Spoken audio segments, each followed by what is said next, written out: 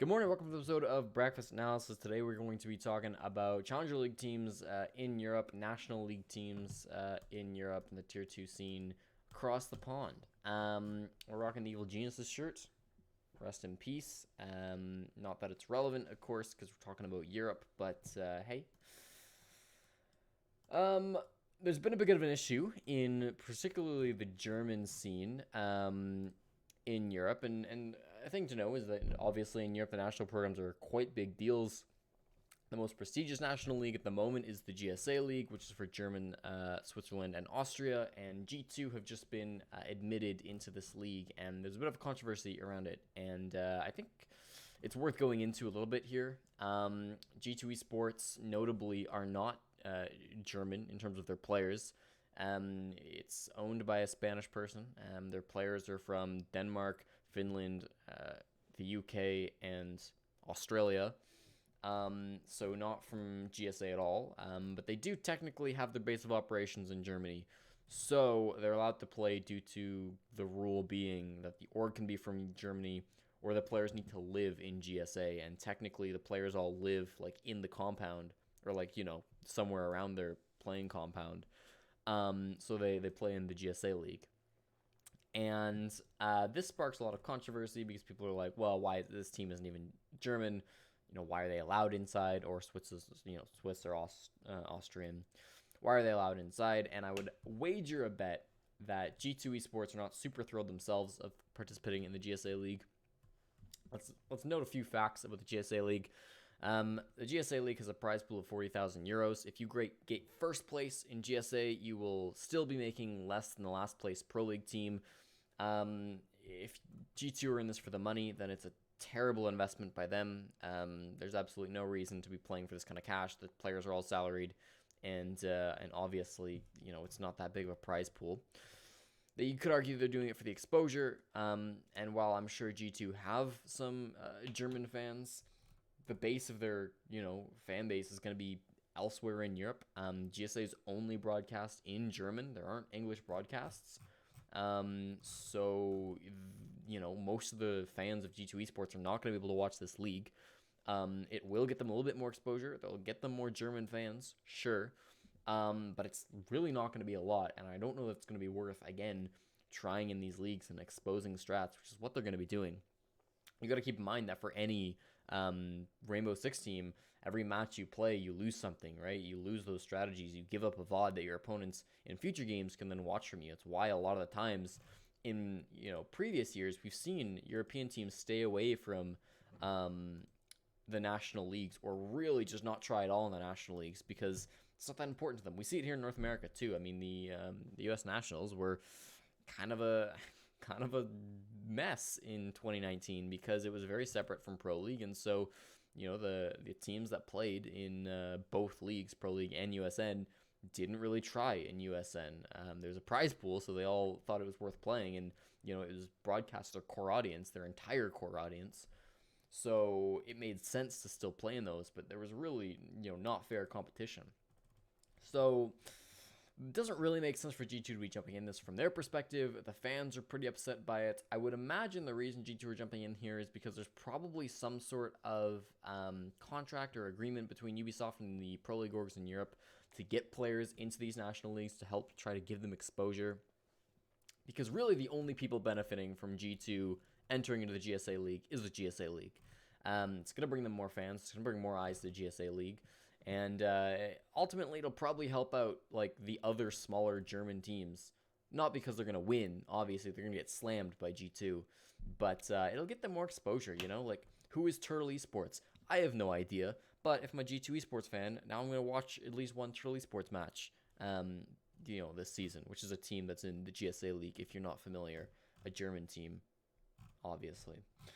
So, it gets the German scene a little bit more exposure. It pumps a little more money into that scene, which is good for them. But I have to still question that decision. And I want to sort of bring this back to what we heard at the Invitational. Now, there hasn't been a lot of commenting on this since. So who knows if this is going to change or what the deal is. But as far as I was aware, the national programs in Europe are supposed to be somehow feeding into the Pro League system and getting teams like an opportunity, if they do well in the national programs, to play in the pro league level, which I think is an awesome idea. I really, truly think that that's the best way to funnel players into the pro league circuit in Europe.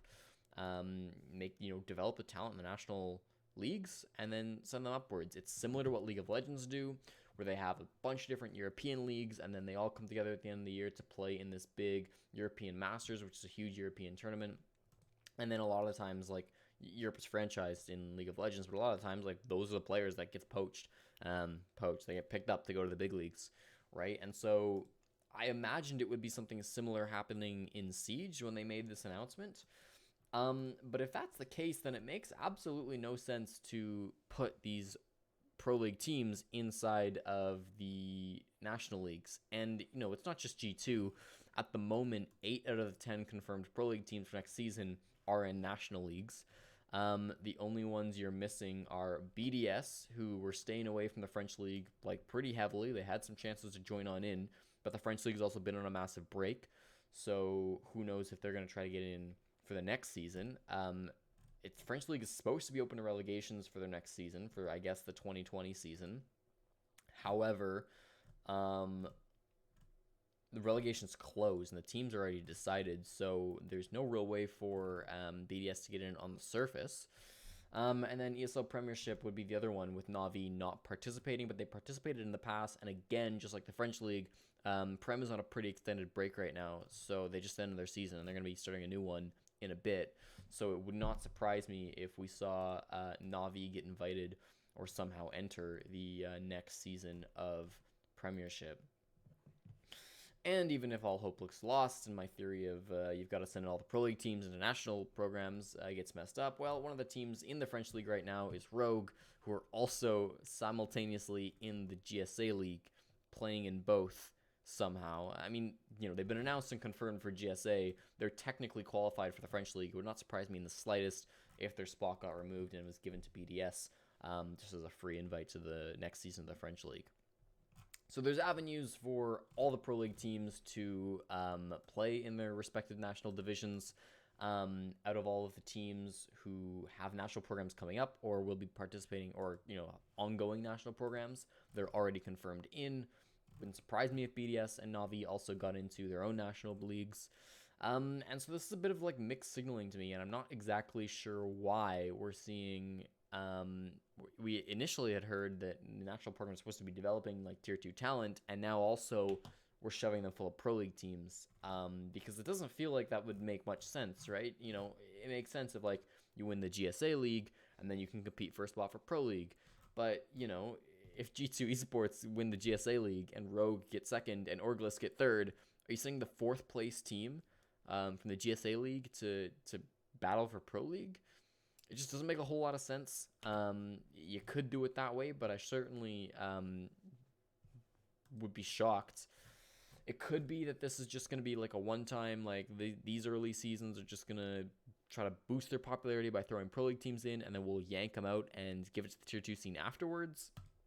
But again, that's going to be weird and awkward to basically just like pull out all of the best teams from all of the national programs and fill them up with like worse teams across Europe. So there doesn't seem to be a great solution here, and part of me wonders if we're going to be seeing a change in what the tier 2 scene will look like for Europe, and if we're not actually going to see these national programs feeding into the pro league system like we initially thought. It wouldn't be the first time that we've seen changes from the invitational announcements. Obviously, American Pro League being bumped down from 10 teams to 8 is a change, and one that we saw coming just due to the fact that a couple orgs dropped out. So it would surprise me or wouldn't be a huge surprise if we saw Challenger League continue in Europe, similar to how it is in North America, and these national programs continue to be kind of irrelevant, which would be really sad for me. Because I thought that like this would be a really fun way to engage in the tier 2 scene whilst also keeping the national teams and like the national support alive, I guess. You're keeping interest up in all of these smaller places around the globe, in both Europe and then also in Canada and also in Latin America and APAC. They have all of these separate teams in their own separate national leagues, and it just keeps people engaged, and so I would be saddened if they walked away from the fact that national programs are really going to matter in Europe, and just instead continued on with Challenger League. Because while I think Challenger League works relatively well in North America, I would be really excited to see these national programs replace it in Europe, because they have a unique opportunity just based on the way that Europe is as a continent, filled with so many different cultures, that they can do something like this. And no other region really can. Kind of Asia, kind of. But it's a very different situation there. It's being handled differently, which is good. But yeah, that's all I really wanted to talk about. I guess just go over the fact that, G2 being let in is weird. It only really benefits the GSA League themselves. It doesn't seem to benefit the fans. It doesn't seem to benefit G2. So I do wonder if this has been a push from sort of the organizers and from Ubisoft to get these Pro League teams in. It seems to make sense, but obviously this is just speculation from me. And then further, why? Why is this push happening from Ubisoft or from the organizers? Really can't answer that, because I don't know. Some of the national leagues go on relatively strong despite not having any Pro League teams in them. Like the Italian league is pretty good. The Benelux league is like really well produced. The Spanish league as well is like really, really well produced. And yet there aren't top teams in any of those leagues. And then some of the leagues are like Russian Major League, where they have 2 Pro League teams, or GSA, which they now have 3 Pro League teams, or French League, which might have 1 or 2 or 3. I don't know. We'll see when they come back. So, yeah, it'll be interesting to see what Tier 2 in Europe looks like in a few weeks, in a few months, when it actually gets started or announced.